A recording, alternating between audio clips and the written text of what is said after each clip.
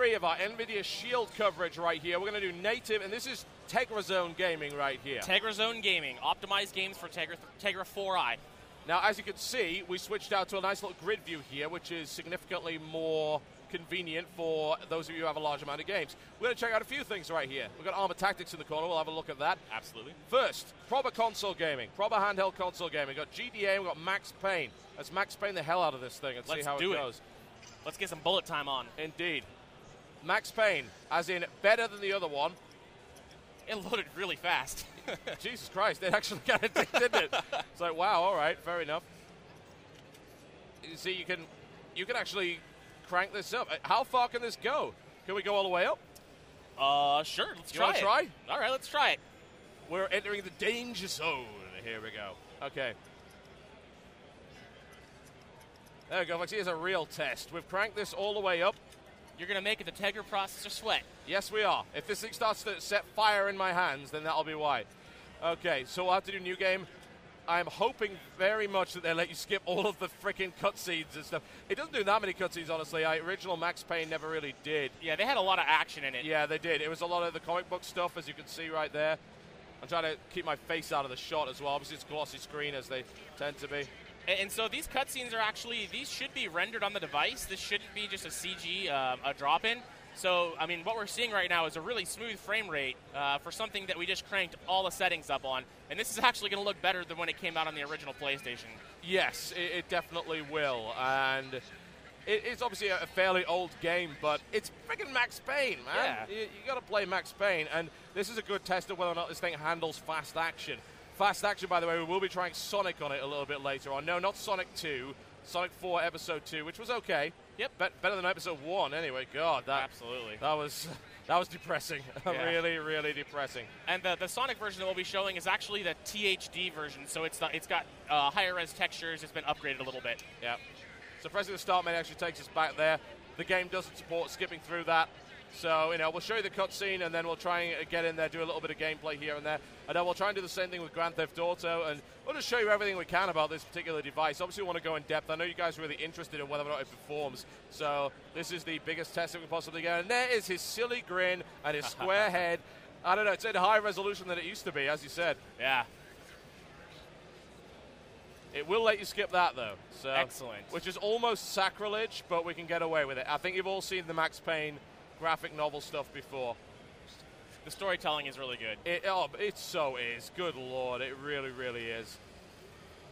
All right, so if I recall correctly, this is the intro. A little bit of spoiler for those of you who know playing Max Payne. His family dies. This kind of sucks for him. He's not particularly happy about it. It's a bad day.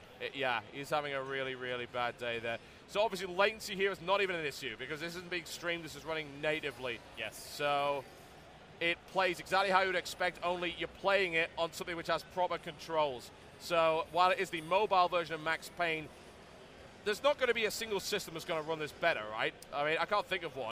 Not any mobile system, no. I mean, if you were to, I believe there's ports for this on the PC, and of course, if you're running it on a PC with a high-end graphics card, it's going to run it great. But as far as mobile devices go, you won't find anything that runs this game better. All right, there's the bullet time there. And I'm trying to remember the controls for this bloody thing. It's been a few years, right? It's actually been a lot of years. There we go. It is X. Thankfully, no silly touchscreen controls going on right there, so we can skip straight through that. Yeah, they want to keep you on the controls in this. They don't want to pull you out of the experience. Yeah, and that's the best thing with this, honestly. Touchscreen should very much be used for very incidental stuff, maybe menu-driven stuff, especially on a device that's supposed to be held like this. This is a very comfortable way to play the game because it's the same way you used to playing a game. Absolutely, and this is, when we were talking about being able to play anywhere in your house, these are the types of games, and then streaming PC games, if you want to lay in bed at nighttime and wind down and still play high-quality games, that is what Project Shield is all about. Oh, that classic bullet time. Absolutely. Oh, we're about to get started here. There we are. He's going down. Randomly dive backwards in your house for no reason. That's the name of Max Payne in a nutshell right there. It's a pretty unpleasant thing to be showing here. It's like, yes, the kid's dead. Yes, yeah. It is that. Max Payne is not a nice game. It never really has been. Okay, let's jump out of Max Payne. Let's jump into something else. So we'll hit the shield button right there. And that's how quickly it responds. Yeah, it actually is pretty damn fast. GTA, Vice City, also a classic there. Yeah, this game probably has some of the greatest music of all time in a game. Damn right. And we can't let you hear any of it because it's all licensed. That's right. We will get sued. Let's not have that happen. Rockstar, it would appear, a little bit too arrogant to allow us to skip their little starting screen. But, maybe they'll learn. Maybe they'll watch this video. It's like, yeah, we should just let you skip that. You know who we are right now. To be fair, I'll let them have that because that's cool as hell. They actually just trolled the hell out of me. I'm like, oh my god, the device blue screen. No, thankfully not. A classic. I can't remember if that was a Spectrum screen. I think it was a Spectrum, yeah. I think so. Yeah, I was going to say, that's not BBC Basic or Commodore 64 there. Oh, yeah. I remember this intro. I've seen it so many times. Vice City has got to be my favorite GTA game. It's better than GTA 4. It's better than San Andreas. Some people say, oh, San Andreas has better mechanics. This has got it's just got a better theme in general. Better music. It's a really cool place to put your game. And it was a groundbreaking title from the actual design perspective. It's the first of this franchise that really brought this level of control and this level of explorability. Yep. A test. The test. The test. Everything is going on. That's how it's going to be. And let's see if it rises or falls. With a processor like this, you'd think it would be able to handle GTA. Let's find out if that's true. Oh, it's going to play it really well. All right. Now, if I recall correctly, GTA probably starts about 5,000 cutscenes. Hopefully, we can skip past some of this stuff. Oh, can we skip past all of it? Is it going to be nice? It is, for the most part, and then it's not going to let me skip that. I think this is the point where they're introducing you into the world. Yeah.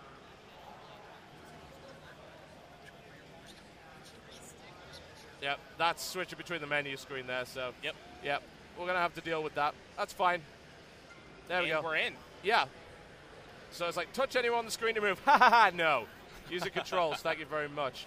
All right, that's jump. Let's try and remember how you get in a vehicle. Don't punch the car, jackass. All right. Actually, it's Y, just like in, it's the top button, like in other versions. Let's see if I can remember how to drive. Well, that's the first casualty of the day. There we go. It's full on GTA.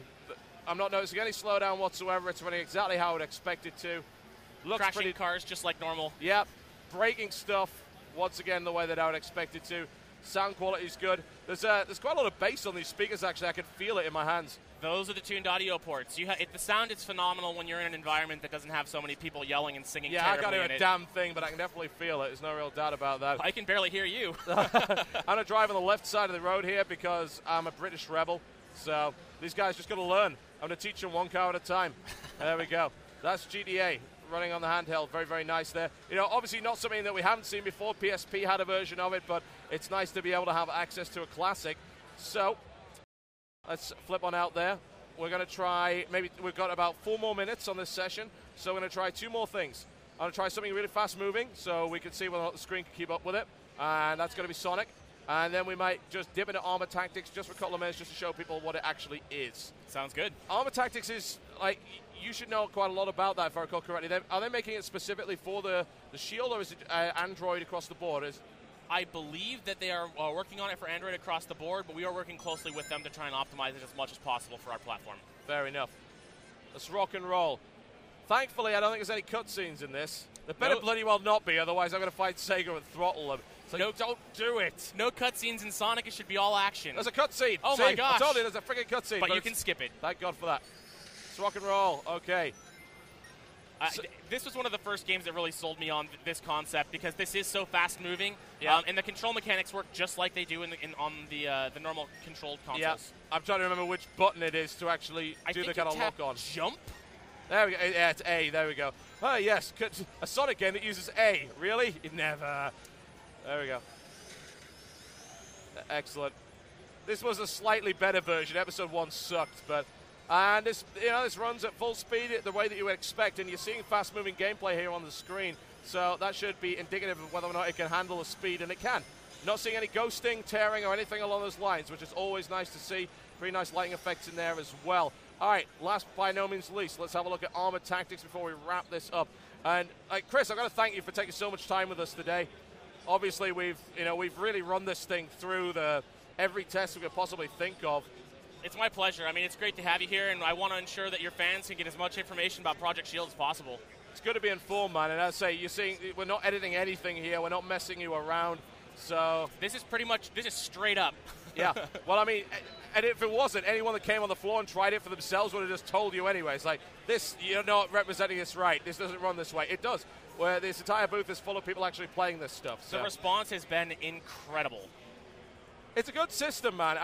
I try to think of the kind of times when I would use it, and I think I could think of a couple of times every now and again when I'd want to play on this thing.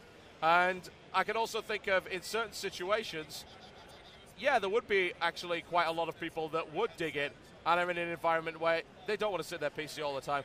I have a big, really comfortable chair. I sit in my office all the time, so I do a lot of my gaming there. Yep. But every now and again, you're right, I want to get the hell away from the monitor. Absolutely. Yeah. You can go out in your backyard and get some sun. Imagine that, gamers. Wow, vitamin D. Holy hell.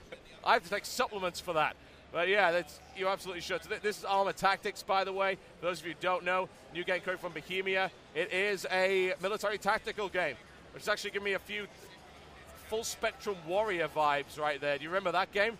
I'm actually not familiar with that one. That was the funny thing about Full Spectrum Warrior is it was actually more of a puzzle game than anything else. It was, you didn't do any of the shooting. It was all about movement, all about positioning. It was pretty fantastic. That sounds really cool. Yeah, it's pretty sweet. They did like 10 Hammers, I think was the sequel to that. We'd never seen another game for that, which is kind of disappointing. But that's Armor Tactics, as you can see, which is kind of exactly what you would expect there. So this controls pretty well here, but you do have the touchscreen option when you need it. Yeah, there are some fairly complex controls in this game. So there's some menu options that you can access by tapping the screen, and that is actually useful because there's sometimes when you do and you need to slow down and kind of look at your positioning, and you have every opportunity possible, an option possible to adjust your positioning with the controls. Fantastic. All right, folks, that is Shield. That's about as in-depth as we can possibly go with it. We've shown you pretty much everything. Including the BitLocker torrent. Exactly, there you go. It's like, no, you are not, in fact, going to see that password. That's not going to happen there. Yeah, no, and the beautiful part is, the Project Shield button should take us right back to the hub. Yep, get the hell away from that. But there you go. So that's what Shield is, folks. So it is up to you to decide whether or not this is something that you would play on. It's, from my personal experience, hands-on, it's a very comfortable device to use. The screen is high resolution, it's vibrant. The whole thing seems to work really, really well. It's a larger than average handheld, but it's the kind of thing that it's kind of designed to use at home and then occasionally take out with you for Android gaming. Absolutely. So it is a good form factor for what it is. It's got the most comfortable controls I think I've ever used on a handheld because it is full-sized. And it does pretty much everything. It kind of does. Well, you could even use it as a controller for your PC, as we saw. And there's no latency on that whatsoever. It's a perfect wireless controller. So this is a pretty damn impressive piece of tech. And we've given you the most in-depth look we possibly can at it. Christopher, thank you for taking so much time with us today. It's been awesome. There you go, folks. Nvidia's Shield console coming soon to a bedroom near you. My name has been Totalbiscuit here at PAX East 2013. We will see you next time.